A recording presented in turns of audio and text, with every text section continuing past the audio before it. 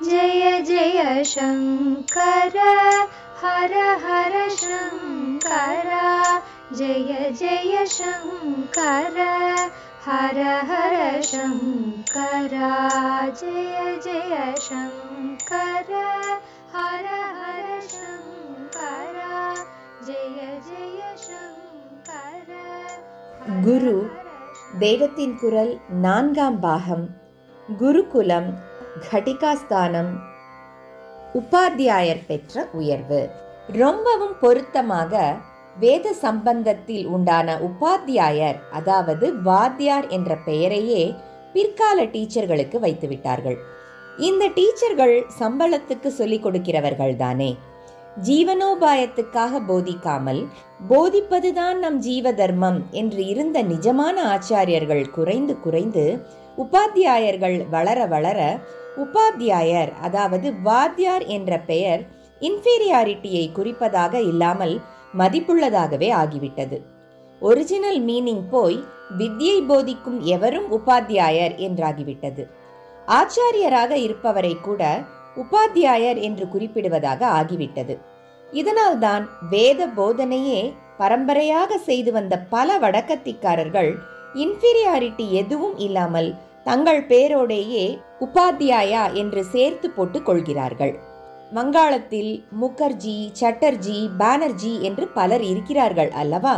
இதையே இன்னும் விரித்து சுத்தமாக முகோபாத்தியாயா, சதுரோபாத்தியாயா, வந்தியோபாத்தியாயா என்று போட்டுக் கொள்கிறவர்களும் இருக்கிறார்கள். முக உபாத்தியாயா என்பதில் முகம் என்றாலே வேதம். முகம் என்றால் சம்ஸ்கிருதத்தில் வாயையும் குறிக்கும் என்று தெரிந்திருக்கலாம். வாய் என்பது வார்த்தையை குறிப்பது. வார்த்தை என்றாலே வேத வாக்குத்தான் என்று கருதி வேதத்துக்கும் முகம் என்று பெயர் வைத்திருக்கிறது.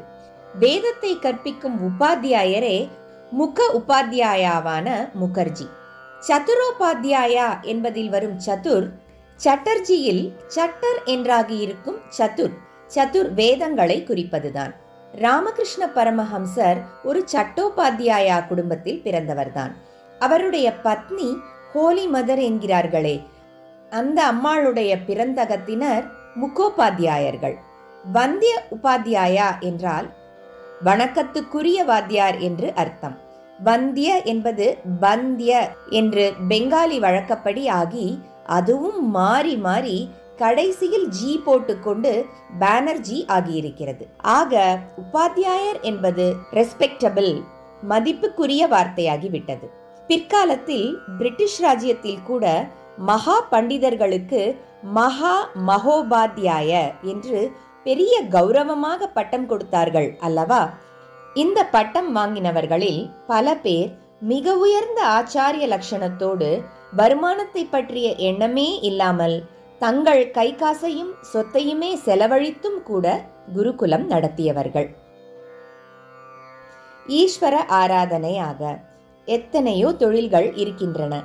ஜனங்கள் அவற்றில் எதையோ ஒன்றை மேற்கொண்டு ஊழியம் செய்வது ஊதியத்துக்காகத்தான். இதில் தப்பாகவோ கௌரவ குறைச்சலாகவோ எதுவும் இருப்பதாக யாரும் நினைக்கவில்லை. ஆனாலும் காசுக்காக ஈஸ்வர பூஜை பண்ணுவதையும் கல்வி போதிப்பதையும் மாத்திரம் பழைய காலத்தில் ரொம்பவும் நிகிருஷ்டமாக, அதாவது தாழ்வானதாக நினைத்திருக்கிறார்கள்.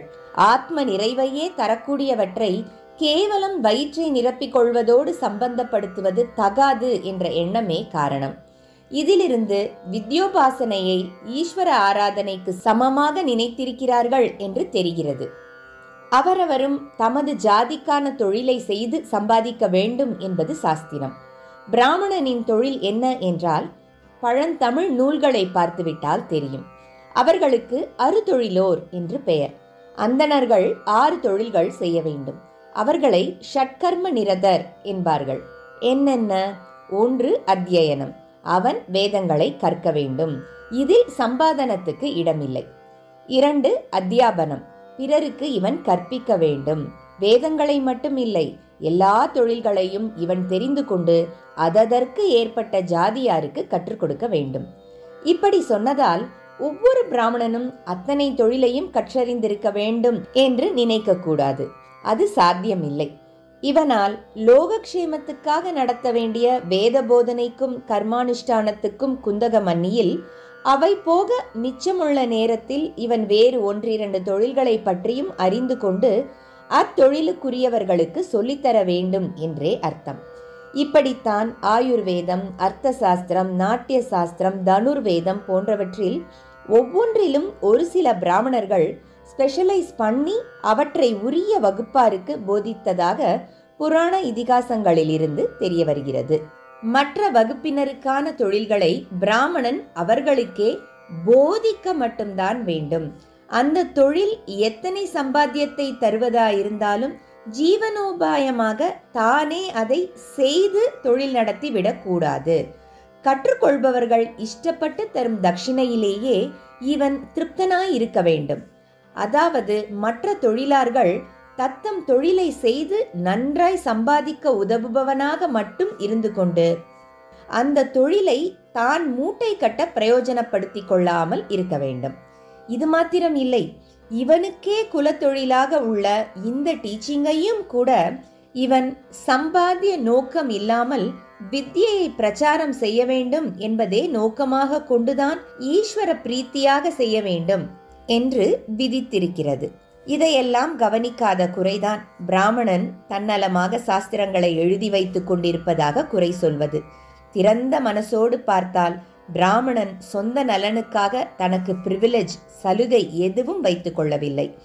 அது மட்டும் இல்லாமல் தனக்கே அநேக டிஸ்அட்வான்டேஜ்களையும் அதாவது பிரதிகூலங்களையும் வைத்துக்கொண்டு ஆத்மாபிவிருத்திக்காகவும் லோகக்ஷேமார்த்தமாகவும் தன்னை உலக வாழ்க்கையில் ரொம்பவும் வாடப்போட்டு வருத்தி கொண்டான் என்று தெரியும். ஏற்பது இகழ்ச்சி. அறுதொழிலில் அத்தியனமும் அத்தியாபனமும் போக பாக்கி 4. யஜனம், இவன் சொந்தமாக யாகம் செய்வது. யாஜனம், பிரத்தியாருக்கு யாகம் பண்ணி வைப்பது. தானம், தானம் கொடுப்பது. பிரதிகிரகம், தானம் வாங்கிக் கொள்வது. யஜனத்திலும் தானத்திலும் செலவுதானே தவிர சம்பாத்தியம் இல்லை. பிறருக்கு யாகம் பண்ணி வைப்பதில் தட்சிணை கிடைக்கும். பிரதிகிரகத்திலும் மானியங்கள் பெறலாம். ஆனாலும் இங்கேயும் ஒரு முக்கியமான விஷயம் கவனிக்க வேண்டும். பொதுவாக ஏற்பது இகழ்ச்சி என்று வைத்ததோடு தானம் வாங்கும்போது கொடுக்கிறவனுடைய பாவமும் வாங்குகிறவனுக்கு வந்துவிடும் என்றும் பயமுறுத்தி வைத்திருக்கிறது.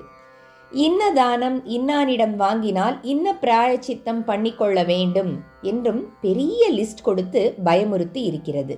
வேறே யாரோ பயமுறுத்தவில்லை, பிராமணனே தான் தன்னைத்தானே பயமுறுத்தி கொண்டு சாஸ்திரத்தில் எழுதி வைத்திருக்கிறார்.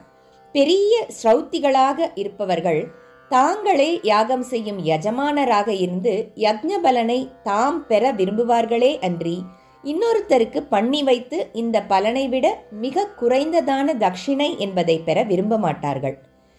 யாஜனம் பிராமணனின் கடமையாச்சே என்பதற்காக பண்ணி வைத்து அதில் கிடைக்கும் தட்சிணையை ஏதாவது புண்ணியத்துக்கு செலவழித்து விடுவார்கள். ஆக 6 தொழில் என்று சொன்னாலும் சம்பாத்தியத்தை பார்த்தோம் என்றால் அத்தியனம், யஜனம், தானம் என்ற 3லும் வரவுக்கு இடமே இல்லை. யாஜனத்திலும் பிரதிகிரகத்திலும் சம்பாதிப்பதற்கும் ஏகப்பட்ட கட்டுப்பாடு.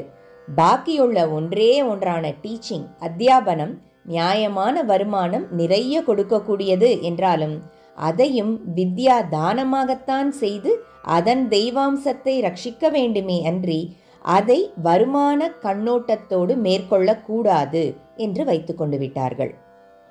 கேட்காமலே சிஷ்யனாக கொடுக்கிற போது அதை ஆச்சாரியர் ஏற்றுக்கொண்டாலும் இங்கேயும் கூட உசந்த ஆச்சாரியர்கள் கற்றுக்கொண்டாச்சு என்று சிஷ்யன் திருப்திப்பட்டு தட்சிணை கொடுப்பதை விஷயமாக நினைக்காமல் கற்றுக் கொடுத்தாச்சு என்று தாங்களே திருப்தி அடைந்தால்தான் தட்சிணையை ஏற்றுக்கொண்டிருக்கிறார்கள்.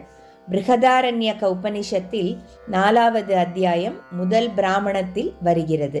யாக்ஞவல்கியர் ஒவ்வொரு உபதேசமாக பண்ண ஜனகர் ஒவ்வொரு தரமும் அவருக்கு சம்பாவனை பண்ண ஆரம்பிக்கிறார்.